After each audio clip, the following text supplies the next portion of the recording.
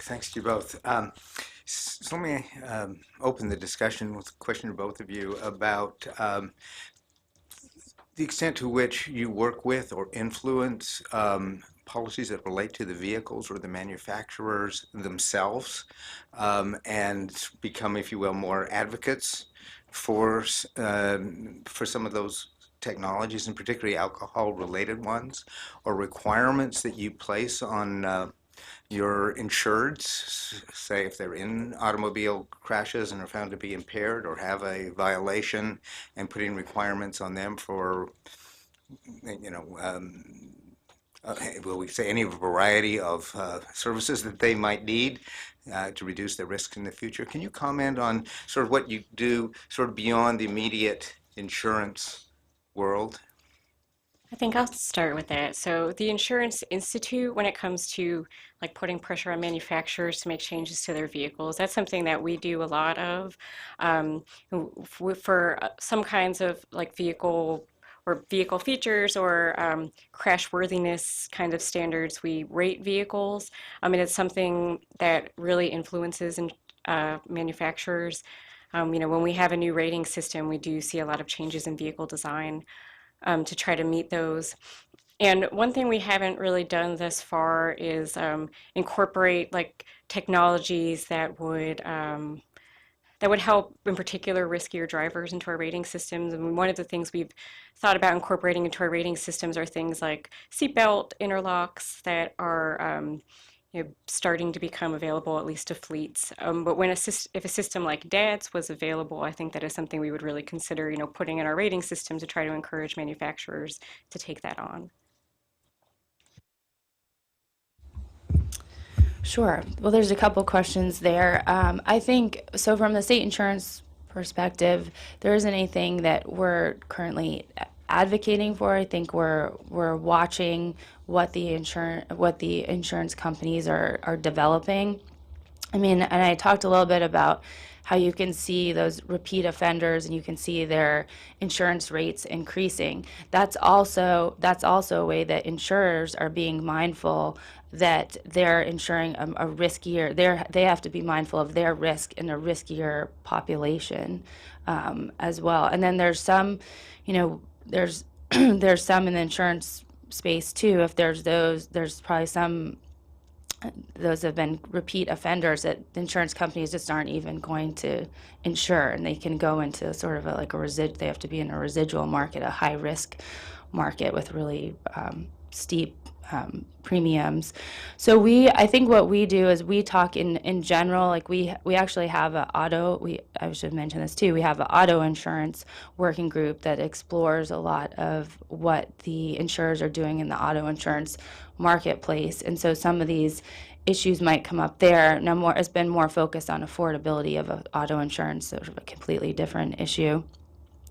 But I think we do like seeing when insurers are involved in promoting vehicle safety, and with telematics and some of these new technological devices, they offer great promise, and the insurance regulators are focused just to make sure that there's the regulatory, guardrails around that, and that the framework is being updated. So, committee members, you can tip your tents up if you have questions. Tim, did you have something you were going to? My hand's up. Go ahead, hand on the phone. Oh, well, I just had a question thank you. I have a question for both of you. There's an interesting dynamic I'd like to get your perspectives on. We started years ago, there was a transition towards safety as having value. And so you saw the manufacturers moving in because there was a market for it and begin to compete on safety. At the same time, there were incentives from the insurance side. You could get discounts for things with safety. The question I have, we've talked a little bit with some people about technologies to help reduce drunk driving or impaired driving, like the DAS system. Is there a market, in your mind, is there a market for reducing alcohol-related driving? Or is that something that we're going to continue to have? You got to be caught and then imposed, or how do you see that market developing? I mean, I think that there is a market for it, but it's going to, start with people who aren't the risky people you're trying to reach, So things like parents are definitely a really great, way to reach someone who might be a riskier driver, and through fleets who have kind of a vested interest in making sure that their drivers aren't drinking. I really don't know how that's going to trickle down to the people who are drinking drivers. I don't think that they're as interested in safety as the general population, but at the same time, if we're able to, there still might be ways to convince manufacturers to, make changes to their vehicles that affect these risky populations, even if the risky people aren't the ones who are as most interested in safety. I think, that's why we sometimes will put things into our vehicle ratings program that don't apply to all drivers, but that insurers will still kind of, or not insurers, manufacturers will still make the changes to their vehicles to kind of get these highest ratings, even if the people who need them the most aren't the ones who are as interested in safety. So, I think what we're the most interested in is kind of getting things into vehicles that eventually will trickle down to all vehicles so that they get into the hands of the risky people who might not be as interested in safety. Tim and then Joanne. Oh, Thank I was going to make one quick thing. I wanted to mention too, just, and I should have mentioned this in my remarks too. I think what we're hearing, and probably you're hearing the same thing from the auto insurance companies, that the crashes have just been increasing significantly over the past in recent history, and some of that is even beyond alcohol impaired driver. There's different types of impaired driving and distracted driving. So it's real. I mean, it's certainly becoming something that is a crisis, and it's probably hard to pinpoint to what specifically on alcohol impaired driving, because we're now starting to hear with more sort of the impaired, like other types of drugs that are impacting some of the vehicle crashes. And we are hearing from auto insurers that there's a significant increase, and it's really impacting the auto insurance market and all the claims that are coming in. you. Tim. So I just wanted to follow up on this issue that people who are most concerned about safety are probably the people who need it the least. And I was interested in your safety ratings, because I'm trying to buy a car now, and of course I'm looking at the IHS safety ratings, but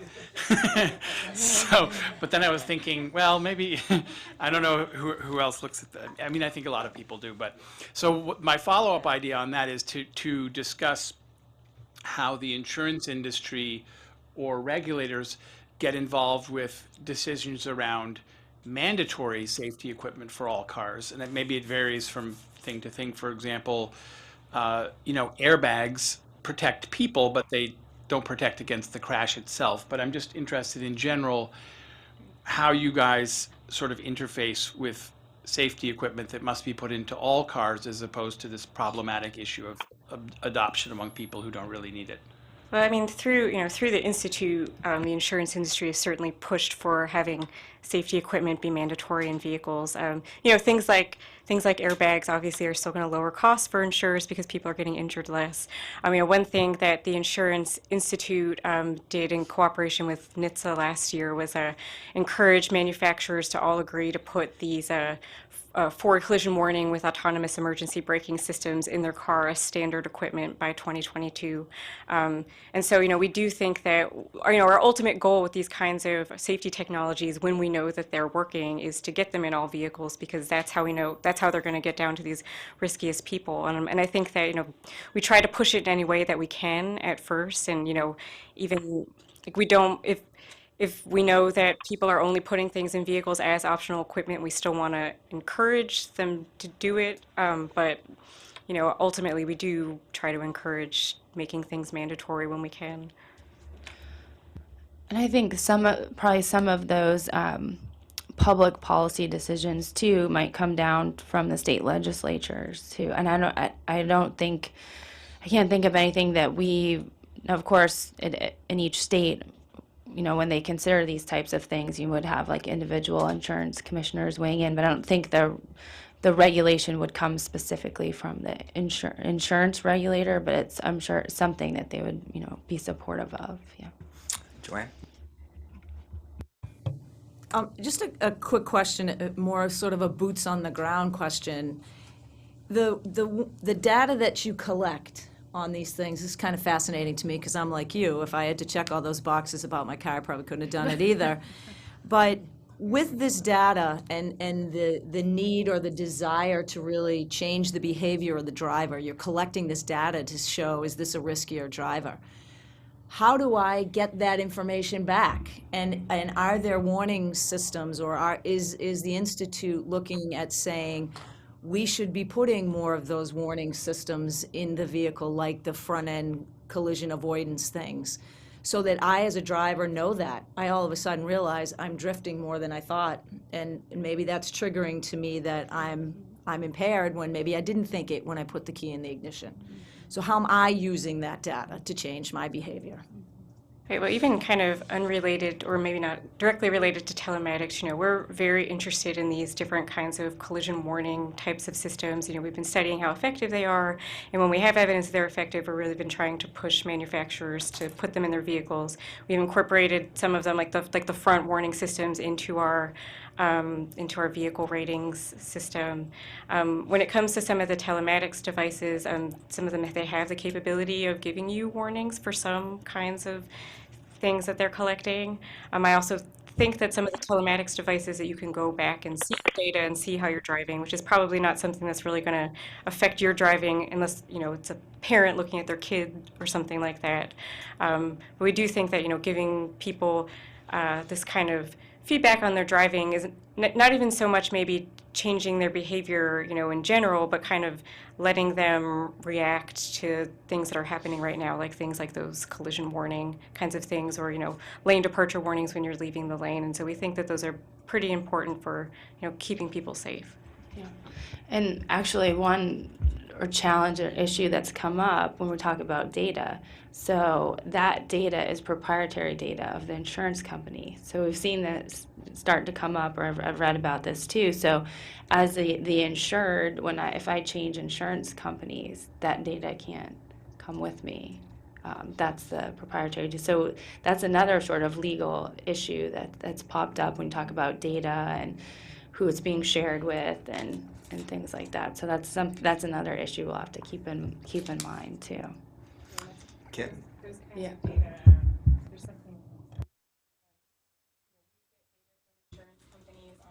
Turn your mic, please.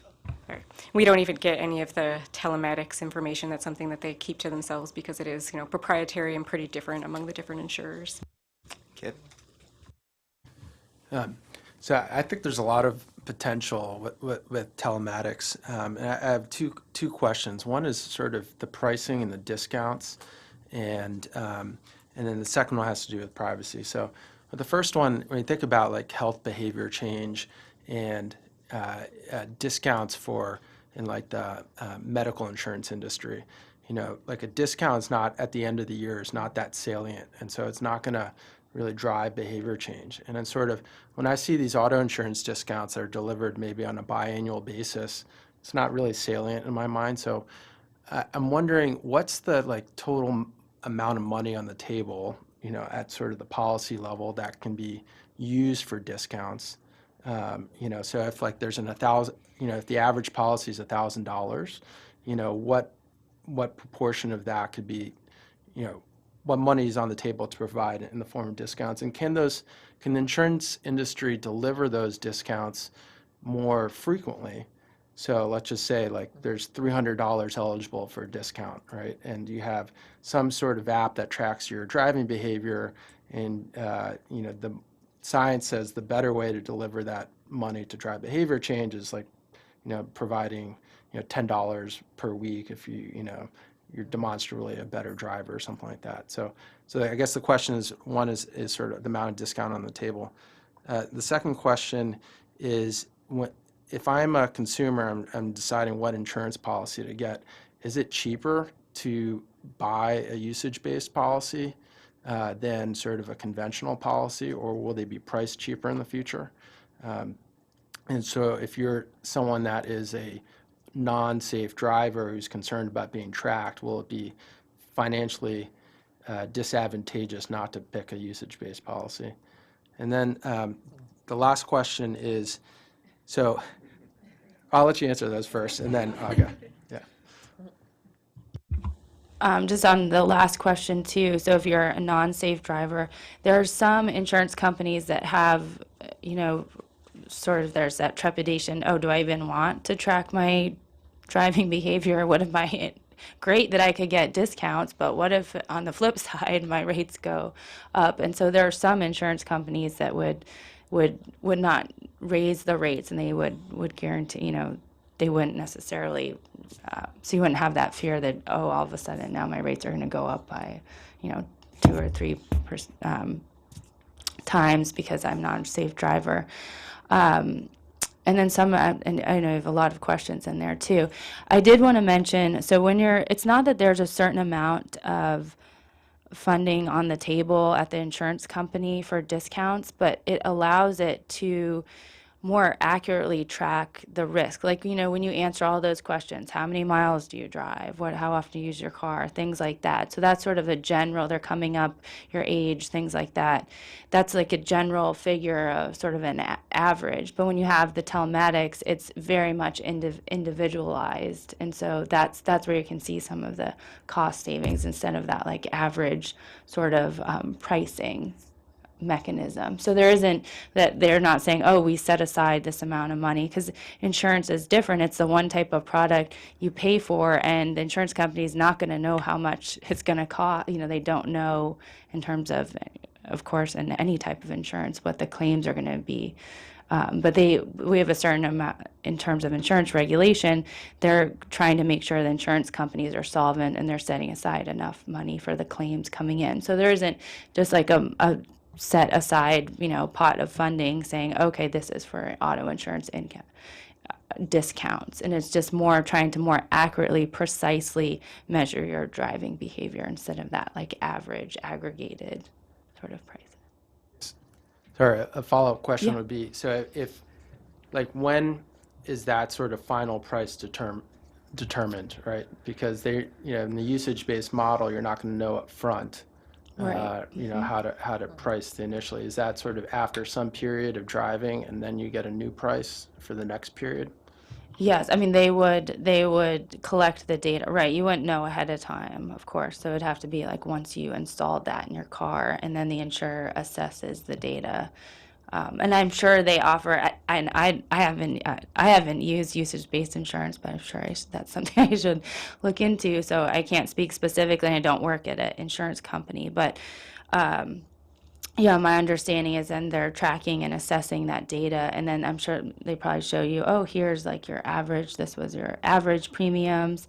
Now we've tracked your data, seem like a safe driver. Here's, you know, the new price that we can offer you for the upcoming, you know, on an annual basis. I don't know. David and then Jody. Oh. So mine's just, I've got two questions, one of which follows right on Kit's, which is that these usage-based policies, are they like utility bills? Do the insurers adjust them regularly based on the data they're receiving? So that's my first question. And, you know, like I use more water, I get a higher water bill. If I drive faster, do I get a higher insurance bill? That's the first question. The second is about the data, that this tracking data is fabulous, big data. Are insurers selling that to marketers? That's a great question. You should sign up for our listening into our big data task force. That's exactly one of the issues that that the insurance regulators are looking at. That's a huge, well, more and more data that the insurance companies are collecting. How is it being used? How is it being used by an insurance company? How is it being used by third parties? So we actually have, last year, we formed this big data task force, and those are exactly the types of issues we're talking about and grappling with. And as you can imagine, we have our consumer reps and we have industry stakeholders, and it's, of course, there's a lot of heated discussion. And what should insurance regulators do about that? How should we adapt our regulatory guidance? So that's something that is a current challenge that we are working on. And in terms of insurance too, it's mostly on an annual basis, so there wouldn't be changing it on a monthly basis, but certainly they're continuing to look at it throughout the year, I'm sure, to determine pricing. So, quick follow-up on the first part Yeah. is that you've said that those data are Proprietary. proprietary. Could they be subpoenaed? For instance, if somebody's under a court order not to go to a liquor store, not to frequent bars, is there any way that those data could be used in that?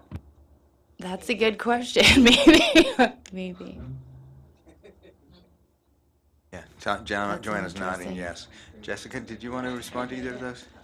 I think I just have one thing to say based on Kit's question from earlier, is that just to keep in mind that with these usage-based insurance policies, their primary goal is to kind of accurately assess your risk, and their primary goal isn't to be changing driver behavior. And so, that's something where it might be kind of a hard sell to get them to kind of, change when they're giving people information about their pricing in a way that would change people's behavior in the best way, because that's not what they're primarily trying to do. Jody? 2 points and one mic. Uh, about the demand for this and why only the safe drivers would want it, but it also has, we economists call an externality, a spillover, so that I, as a safe driver, would want other people to have it, right? So that's where it seems like regulation or something like that, that the value to me is for everybody, just like everybody should have insurance, that it's very valuable to me. So that's just a point, like who would be demanding it? Would actually be the safe drivers who might be demanding it for other people. They're not paying, but they'd say, let's require everybody to have it. But my main question is about the cost of this. The telematics, I'm sorry, it can be either added on after you have a car or incorporated into the car when you buy it. Is that right? Telematics is typically like something you would incorporate into the car, so it would be like a plug-in device that you just plug into your car. I So thought somebody said by X year everybody would have it. But Oh, yeah. I was saying that capability would be installed and that's what I'm I trying think- yeah, to say. So it yeah. could be. So I just want to know if there's Yes. two different ways, and what is the cost? Because what I'm interested in is, imagine you could even have an interlock device that says you shouldn't drive because you're alcoholic, but actually we care about, not maybe on this committee, but in generally about impaired driving more generally. So if this could be like even paired with the interlock device or something. So I'm wondering how costly it is and if it would help at all in terms of, I guess the insurer doesn't care about whether it's making people, well, I don't know who cares, but I'm just wondering if it could be added to something like the interlock device at a low, not added, but used at the same time to prevent more accidents. and I don't know about how much the telematics devices cost. I know that MAD has some numbers about how much interlocks Yeah, I've cost seen right that. now, That's what made right? me think, And right. and it's not that cheap, and so I don't know. Like, I think part of their information on the costs have to do with like the monitoring costs for interlocks, and and if it was something where they were more just trying to, you know, it depends on, probably the kind of data that they're collecting and how they're collecting it would go into the cost, but I'm not really sure kind of how much those costs would be. Okay, so I was even Yeah. thinking about that as like your cell phone, you buy the phone and then you have to pay a data system too. So I don't know whether the telematics would be, you buy the device and you pay a monthly fee or. I think you were mentioning too, there are now some things like apps that can be tracking the type of driving behavior too. So that's interesting too. I mean, that's yeah, that you well, and that's the thing. Well, that's the thing that they found. How do you determine if you're sitting in the car and you're not the driver, and what? So that has its own challenges. But that's one thing we've now been seeing more of, like those. I was just reading an article about that. That there's now the driving behavior apps. Of those.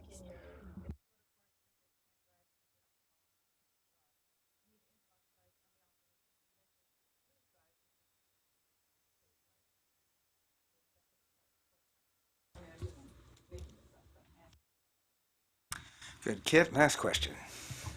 This relates back to the privacy thing. So let's just say that there are algorithms based on the telematics that, at least in their current state now, can predict with like 80% accuracy based on just the movement of the car, whether you might be impaired, and that gets rolled in. Or you have now other sort of personal devices that measure alcohol consumption that can be paired to, an app that does UBI. And that data flows to you, to an insurance company, or the insurance company's tracking the number of times they've driven over 100 miles an hour, and so all this illegal behavior. is there a pressure on the insurance company to sort of do anything about that when they're sort of passively tracking these like high-risk illegal behaviors they can now sort of see in real time? And then I think this comes back to the subpoena question, is that all discoverable, without any limitations?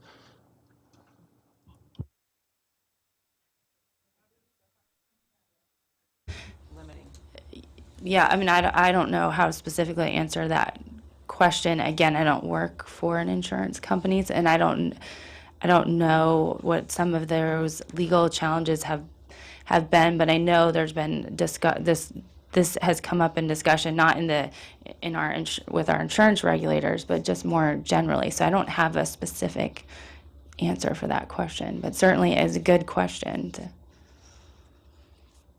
I don't know yet.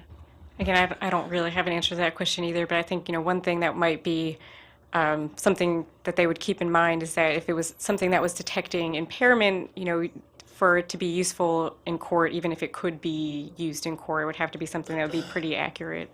Obviously, speeding is something that's going to be pretty accurate, so I don't know how they're using that. Well, great. Okay, very last.